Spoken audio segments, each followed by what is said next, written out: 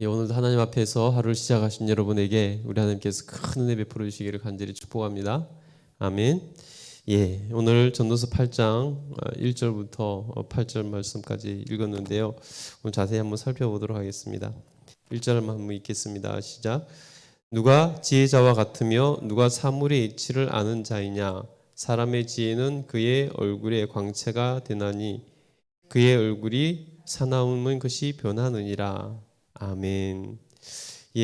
지혜에 대해서 이렇게 말을 하는데요. 지혜가 바로 얼마나 좋은 것이냐면은 지혜가 사람을 변화시킨다는 것입니다. 지혜가 사람을 변화시킨다는 거예요. 그래서 누가 지혜자와 같으면 누가 사물의 이치를 아느냐? 사람의 지혜는 그의 얼굴에 광채가 나게 하나니 그의 얼굴에 사나운 것이 변하느니라. 지혜가 있는 사람은 바로 사물의 이치를 알게 되고 또 지혜가 있는 사람은 얼굴에 광채가 나듯이 빛나는 삶을 살게 될 것이다 라고 말하고 있다는 것입니다. 그래서 그 사나운 얼굴이 변화해서 지혜자는 광채가 나는 얼굴로 바뀐다는 것입니다. 그 말은 사람의 얼굴이 바뀐다는 것은 사람의 삶이 변화된다는 것이죠. 늘 고난 가운데 찌들어 있는 사람들은 얼굴이 밝기가 어렵습니다. 광채가 나기 어려운 것이죠. 근데 그런 사람도 그 형편이 나아지고 그 삶이 좋아지면요 반드시 얼굴 표정이 바뀌게 돼 있다는 것입니다. 그래서 우리가 지혜를 얻으면 우리가 인생이 달라질 수 있다는 것. 지혜로운 사람이 되면 우리가 그 때에 맞는 삶을 살기 때문에 하나님 앞에서 우리는 반드시 지혜를 얻을 필요가 있다는 것입니다. 그래서 하나님 앞에서 지혜 달라고 늘 기도하시고 지혜자의 삶을 살 수 있게 되기를 간절히 축복합니다. 아멘. 이제 왕과의 관계에서 이 시를 쓴 전도자가 솔로몬 왕이기 때문에 왕과의 관계에서 지혜로운 삶을 사는 것이 어떤 것인가에 대해서 이렇게 쭉 말을 하는데요. 우리는 지금 시대가 왕정 시대에 살고 있는 것이 아니기 때문에 우리가 이 말씀을 우리의 영원한 왕 되신 하나님께 빗대어서 보면은 우리가 신앙생활을 하나님 앞에서 잘하고 하나님 앞에서 정말 복 있는 인생을 살 수 있을 것입니다. 그래서 오늘은 이 말씀을 지금 왕정 시대가 아니기 때문에 왕에게 잘하라 뭐 이런 거 왕과 관계에서 어떻게 하라 이런 것보다 우리가 직접적으로 하나님과 관계에 대입해서 오늘 이 말씀을 한번 살펴보도록 하겠습니다. 2절부터 한번 읽어보겠습니다. 시작. 내가 고나노니 왕의 명령을 지키라. 이미 하나님을 가리켜 맹세하였습니다. 왕 앞에서 물러가기를 급하게 하지 말라. 악한 것을 일삼지 말라. 왕은 자기가 하고자 하는 것을 다 행함이니라. 왕의 말이 권능이 있나니 누가 그에게 이르기를 왕께서 무엇을 하시나이까 할 수 있으랴. 아멘. 보세요. 이제 지혜로운 사람은 이 사람과의 관계에서 어떻게 해야 될 줄 안다는 것입니다. 특별히 오늘 전도자는 왕이기 때문에 왕과의 관계에서 어떻게 하라는 것을 지혜로 이렇게 말을 하고 있는데 우리는 이제 이것을 하나님께 적용을 한번 시켜보겠습니다. 우리는 왕이 있는 시대가 아니기 때문에 우리 영원한 왕 되신 하나님께 적용시켜 보겠습니다. 2절에 보니까 내가 고나노니 왕의 명령을 지키라. 이미 하나님을 가리켜 맹세하였습니다. 우리가 하나님 앞에서 하나님 명령을 지키는 것이 그것이 지혜로운 사람이라는 것입니다. 그 사람의 얼굴에 광채가 날 수 있게 된다는 것입니다. 여러분, 우리 하나님은 우리가 마땅히 복종해야 될 대상이고 우리가 순종해야 될 대상이라는 것입니다. 하나님 명령을 온전히 우리는 따라야 될 그러한 의무를 가진 사람들이라는 것을 잊어서는 안 된다는 것입니다. 우리가 해도 되고 하나님 말씀 명령을 지켜도 되고 지키지 않아도 되느냐 이것이 아니죠. 우리가 사극을 봐서 알잖아요. 왕의 명령은 지켜도 되고 안 지켜도 되는 게 아니잖아요. 왕의 명령은 곧 법과 같은 거라서 왕의 명령은 반드시 지켜야 되는 것 아니겠습니까? 그래서 우리가 하나님에 대해서 우리가 하나님을 진정으로 우리의 왕으로 모시고 살아간다면은 마땅히 하나님 명령, 하나님 말씀을 지키는 삶을 살아야지 그 사람에게 하나님의 은혜가 임하는 것이고 그 사람에게 하나님께서 주시는 복이 임하게 될 줄 믿습니다. 우리 3절을 보시면 왕 앞에서 물러가기를 급하게 하지 말며 악한 것을 일삼지 말라. 왕은 자기가 하고자 하는 일을 다 행함이라. 그 말은 무슨 말입니까? 왕 앞에서 함부로 하지 말라는 것입니다. 왕 앞에서 무례하게 하지 말라는 것입니다. 왕 앞에서 왕이 싫어한 짓을 하지 말라는 것입니다.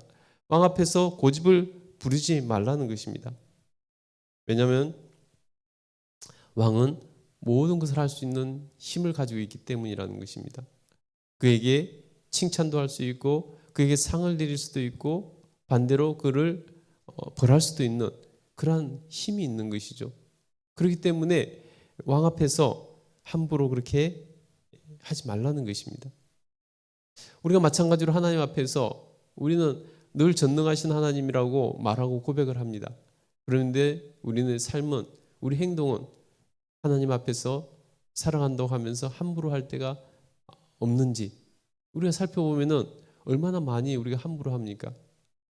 세상의 왕 앞에서도 우리는 함부로 할 수 없으면서 천지를 창조하신 만왕의 왕 앞에서는 우리가 함부로 하는 경향이 있다는 것입니다. 그러면 안 되는 것이죠.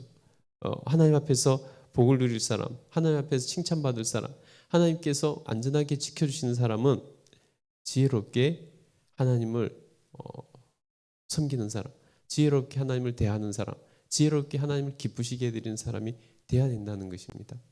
여러분, 우리가 하나님 앞에서 정말로 늘 다윗 왕을 칭찬하고 다윗 왕이 우리 신앙의 표본처럼 말하는 이유가 무엇입니까?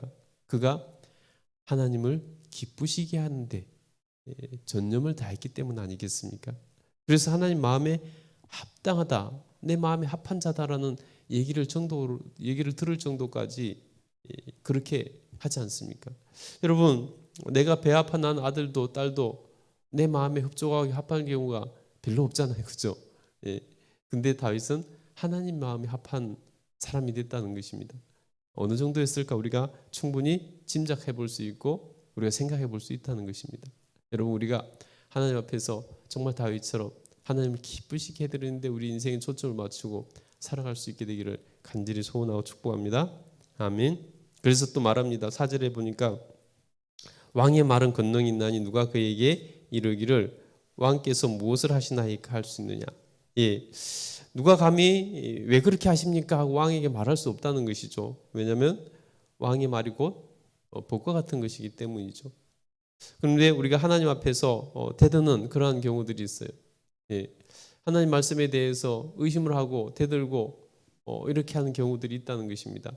그것은 하나님 앞에서 정말로 무례한 짓이고 잘못하면 하나님께 큰 벌을 받을 수 있는 그런 짓인 것을 우리가 알아야 된다는 것입니다.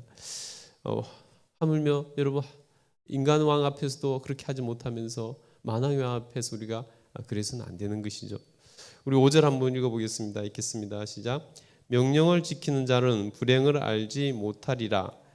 지혜의 마음에는 때와 판단을 분별하느니라. 왕이 명령을 지키는 자는 불행하지 않는다는 것이죠. 우리가 하나님 명령을 지키는데 불행할 자가 없다는 것이죠.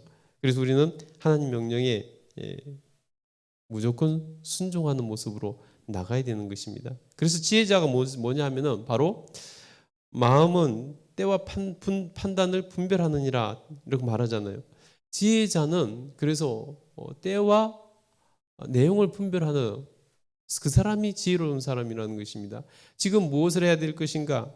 지금 무엇을 해야 될 때인가? 이것을 아는 사람이 지혜로운 사람이라는 것입니다. 특별히 왕과의 관계에서는 왕이 무엇을 원하시는가? 그것을 알고 그에 맞춰서 사는 그 사람이 지혜로운 사람이라는 것입니다. 여러분, 우리가 어떤 사람이 지혜로운 그리스도인인가? 하나님께서 주신 때를 분별하고 하나님께서 원하시는 것을 할 수 있는 그 사람이 지혜로운 그리스도인이라고 할 수 있는 것이죠. 여러분, 오늘 하나님께서 나에게 무슨 때를 주셨는지, 무엇을 하기를 원하시는지 그것을 분별하여서 그 때에 맞는 삶을 사시기를 간절히 축복합니다. 그것이 하나님 앞에서 지혜로운 사람이고 하나님께서 주시는 복을 누릴 수 있는 사람이라는 것입니다. 저와 여러분이 꼭 그렇게 되기를 간절히 소원합니다. 6절부터 한번 읽어볼까요? 읽겠습니다. 시작. 무슨 일에든지 때와 판단이 있으므로 사람에게 임하는 화가 심함이니라. 아멘. 여러분 보세요. 화가 있을 때도 그때도 합당한 때가 판단이 있다는 것입니다. 여러분 좋을 때만 때와 판단이 있는 것이 합당한 그런 것을 해나갈 때와 판단이 있는 것이 아니라 화가 심할 때, 다시 말해서 어려운 일이 있을 때도 지혜로운 사람은 이때 무엇을 해야 되는지 때를 분별하고 그것을 할 수 있는 지혜와 분별력이 있다는 것입니다. 그래서 그 사람이 지혜로운 사람이고 그것을 벗어날 수 있는 힘이 되는 것이죠. 우리 마지막으로 7절 8절 한번 읽겠습니다. 시작. 사람이 장래일을 알지 못하나니 장래일을 가르칠 자가 누구랴. 바람을 주장하며 바람을 움직이게 할 사람도 없고 죽는 날을 주장할 사람도 없으며 전쟁할 때를 모면할 사람도 없으니 악이 그의 주민을 건져낼 수 없느니라. 아멘. 여러분 7절은 뭐라고 말합니까? 사람이 장래일을 알지 못하나니 장래일을 가르칠 자가 누구랴. 우리 인간은 미래의 일을 모른다는 것입니다. 장래일을 가르쳐줄 사람이 누가 있겠습니까? 장래일을 아는 사람은 없습니다. 그래서 불안해서 사람들이 갖가지 방법으로 장래일을 준비하려고 하고 또 적극적인 미련한 사람들은 점집을 찾아가지고 그들이 맞춰줄까? 여러분 점쟁이가 자기 미래를 남은 미래를 알면 자기 미래도 알 텐데 자기 미래를 알면 그렇게 살겠습니까? 그렇게 살 일이 없는 것이죠. 그래서 여러분 우리가 하나님 앞에서 그런 거 유혹에 빠져서는 안 된다는 것입니다. 장래에 대해서 알지 못하는 것은 모든 사람이 마찬가지라는 것입니다. 그래서 8절에 보니까 바람을 주장하여 바람을 움직이게 할 사람도 없고 죽는 날을 주장할 사람도 없으며 그래서 죽음 앞에서 모든 사람은 한계가 있다는 것입니다. 모든 사람은 죽음 앞에서 자유로울 수 없다는 것입니다. 오늘 전도자는 다시금 1장부터 쭉 이 죽음에 대해서 얘기를 합니다. 죽음 앞에서는 누구도 자유로울 수 없고 죽음 앞에서 우리 인간의 한계는 극명하게 드러난다는 것입니다. 전쟁할 때 모면할 수 없는 것처럼 죽음을 모면할 수 없다는 것이죠. 전쟁이 나면 모든 사람들이 그 전쟁이 난 곳에 모든 사람 다 영향을 받을 수밖에 없는 것처럼 마치 그렇다는 것입니다. 악한 자라도 악이 그의 주민들을 건져낼 수 없다. 죄악이 그 죽음에서 건져낼 수 없다. 라고 말을 하고 있습니다. 그래서 결론적으로 전도자는 인간의 한계를 근본적으로 인지하고 그 안에서 하나님 앞에서 지혜를 찾고 지혜롭게 살아야 된다는 것을 말하고 있다는 것입니다. 여러분 늘 하나님 앞에서 우리는 인간의 한계를 인정하고 살아가야 될 그런 존재라는 걸 잊지 마시기 바랍니다. 그래서 늘 주님 앞에서 우리 인간의 한계를 인정하고 나의 한계를 인정하고 그곳에서부터 출발할 때 하나님 주신 지혜가 우리를 안전하고 우리를 좋은 곳으로 인도해 줄 것입니다. 그래서 우리 인간의 한계를 인정하지 않으면요 그 사람은 절대 지혜로워질 수가 없는 것입니다. 하나님 앞에서 정말 오늘도 우리 한계를 인정하고 하나님 인도하심을 따라 순종하고 나감으로 정말 하나님이 기쁘시게 해드림으로 우리가 지혜로운 삶을 살 수 있게 되기를 다시 한번 간절히 축복합니다. 기도하겠습니다.